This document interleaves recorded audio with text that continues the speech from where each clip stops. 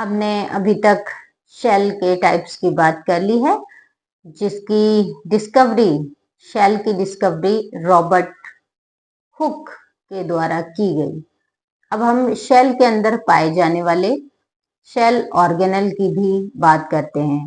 देखिए, types of shells में हमने आपको बताया कि ये जो शेल्स हैं ये दो तरह के होते हैं, प्रोकैरियोटिक शेल और यूकैरियोटिक शेल्स। प्रोकैरियोटिक शेल्स के एग्जाम्पल्स हैं ब्लू ग्रीन एल्गी, साइनोबैक्टीरिया।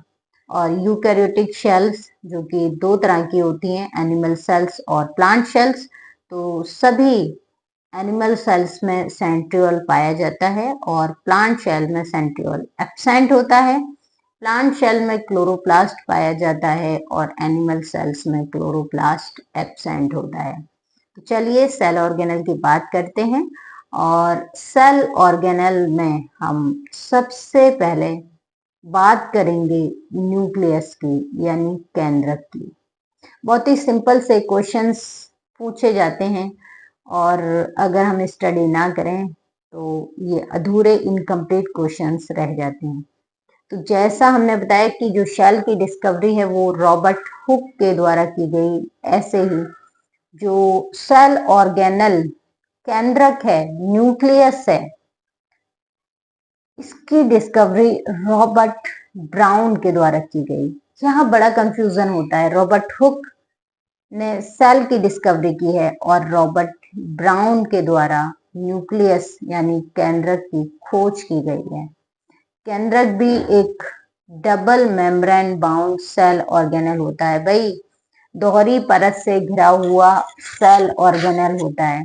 इसकी जो परत होती है, जो मेम्ब्रेन होती है, इसकी मेम्ब्रेन में छोटे छोटे स्मॉल पोर पाए जाते हैं, जिसे न्यूक्लियर पोर कहा जाता है। क्या कहा जाता है? Nuclear pore.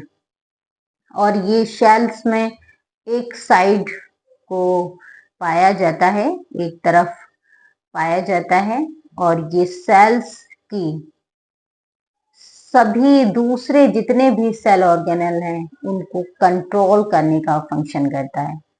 याद रखिए, सेल कंट्रोलर कहा जाता है न्यूक्लियस को। भाई, जो हमारा दिमाग है, जो हमारा ब्रेन है, ये हमारा न्यूक्लियस है और हमारे ब्रेन से ही सभी ऑर्डर्स हमको मिलते हैं, सभी कंट्रोल्स हमारे माइंड से ही होते हैं।